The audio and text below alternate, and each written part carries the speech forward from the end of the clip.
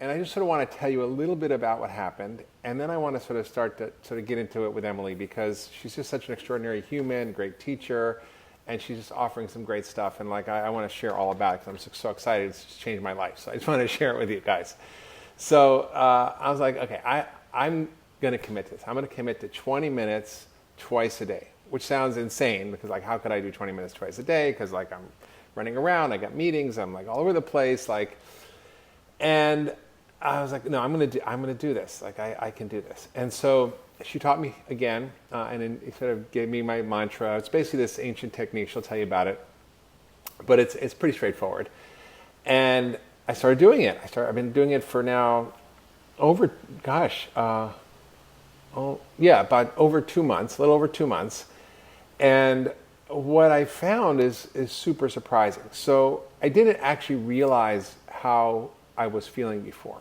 And I think the way I changed was I started feeling like, it's like Dan Harris talks about 10% happier. He wrote this book, 10% happier, and he started meditating, had a panic attack on TV. And he's like, well, now I started meditating, I'm 10% happier. And I felt the same experience. I just felt happier, I felt calmer, I felt less anxious. I have way more going on, but it doesn't affect me the same way. I'm sleeping better, I have more energy. And the truth is, like, even if I don't sleep, if I meditate, I feel like I just had like 3 hours to nap. Like, it's unbelievable. Like, if I could lay down for 20 minutes and close my eyes, that wouldn't do it. But if I actually meditate for 20 minutes, I feel like I got a whole new evening back. So, like, I've been hiding in conference rooms at Cleveland Clinic. I've been doing it in like the car and parking lots. I have like friends drive if we go to meetings, since I'm just going to do it in the car while we're going somewhere. I do it on the airplane. It's so freaking portable, and it's not like I have to be on a cushion in some temple with the incense burning and like everything perfect. It's like there could be all kinds of noise and craziness going around, but like I just go into my little happy place, and it's like awesome. So I really wanted Emily to talk about it because she had her own experience. She was on Broadway. She had issues that she had to struggle with, and then she discovered meditation. Now she teaches everywhere. She's like teaching at Google and Harvard Business School. She's taught at Dave Asprey's biohacking conference. We were all in Greece together. It was super fun. She's been written about in the New York Times, Elle Magazine. She's named one of the top 100 women in wellness to watch, and she's helped like thousands of high performers get integrating this model into their life. And I love that saying, which is do less, accomplish more. Like it's like I wish I could explain to people how it's affected me, because like I would often kind of get tired at the end of the day because it was a long day, and now I just feel like my whole universe has changed. And even if it's like, forget about getting enlightened, but just like managing my life, like I just feel like it's helped me so much just be happier, more productive, and not feel wiped out. And I feel like I get a whole new energy at night to go have fun and do stuff that's awesome. So welcome, Emily. So there's thousands of different styles of meditation. Most of them fall under one of two umbrellas. What we would call mindfulness, which is like a directed focus style of meditation. And then there's what I teach at Ziva, which is more of like, I like to call it the lazy man's meditation. Yeah. But it's actually the big man's meditation, right? Because it's designed to be portable. It's designed to be integrated into your life. Mm-hmm. And you don't have to have a cave and incense and finger symbols to do it. Like all you need is a chair or an airplane seat or a bus or something.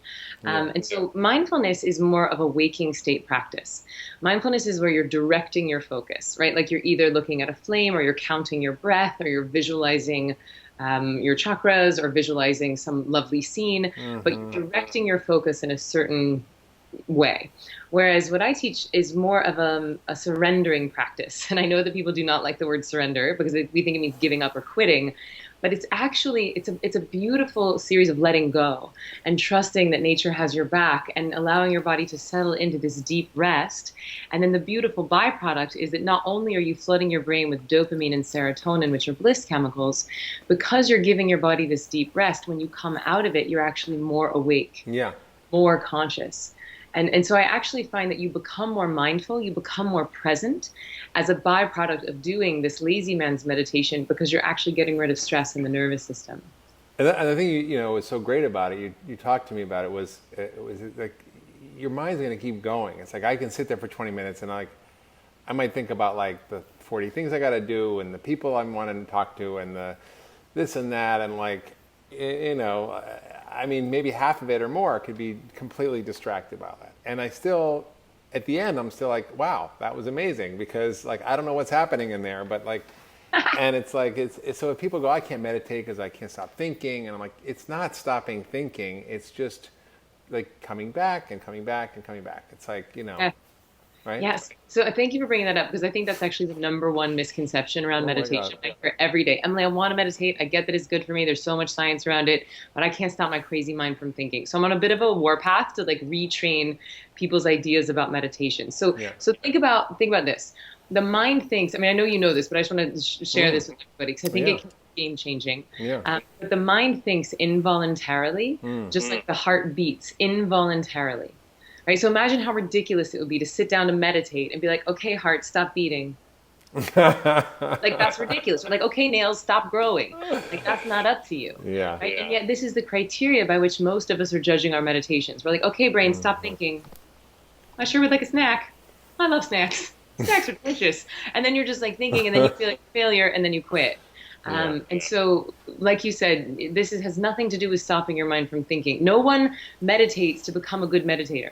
We don't meditate to get good at meditation. We meditate to get good at life. Yeah, that's cool. So like people are watching and they're going, oh, you know, this sounds great. You know, you figured it out. But like, I'm so busy. Like, I don't have time to meditate. What's your advice? Like, how should they get started? Like, what if they struggle? Like, sometimes I'm too busy to meditate. Like, what are you going to tell them? Okay, so two things. My new favorite thing to say to people that think they're too busy to meditate is if Oprah has time to meditate, you have time to meditate.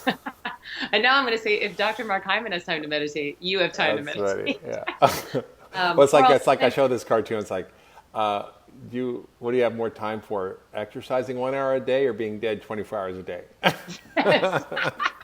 That's good. That's really good. So, you know, I think that we think we're too busy to meditate because we don't want to meditate, because we don't know how to do it, and we feel like we're failing. And no one's going to make time for something they feel like they're failing at. Yeah.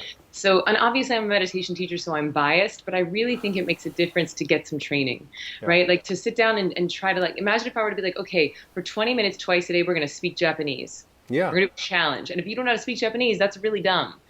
But if you know how to speak Japanese, then that's real fun, right? But you got to learn. And so meditation's like any other skill. It takes a little bit of training. And so, you know, I teach in person in New York and LA, but what started happening is that a lot of my students were like, Emily, my cousin lives in Idaho. He doesn't have access to a teacher. I really want him to learn.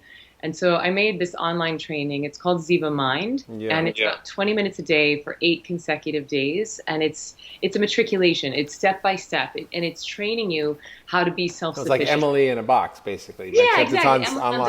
on demand. Emily on demand. I like that. It's a video training. So by the end of it, you graduate and you have the practice to take with you for life. You can meditate in a car, on a bus, on a plane, in a meeting. I mean, not in a meeting, but maybe in a conference room after your meeting. And then there's also some guided visualizations on there, like for traveling or insomnia or stress release or for performance. And that's called zivaMIND. So, I mean, obviously I'm biased, but I really think it makes a difference to get a bit of training, because meditation is like any other skill. Yeah. It's a little training, a little practice, but then once you know how to do it, it's something you look forward to. So great.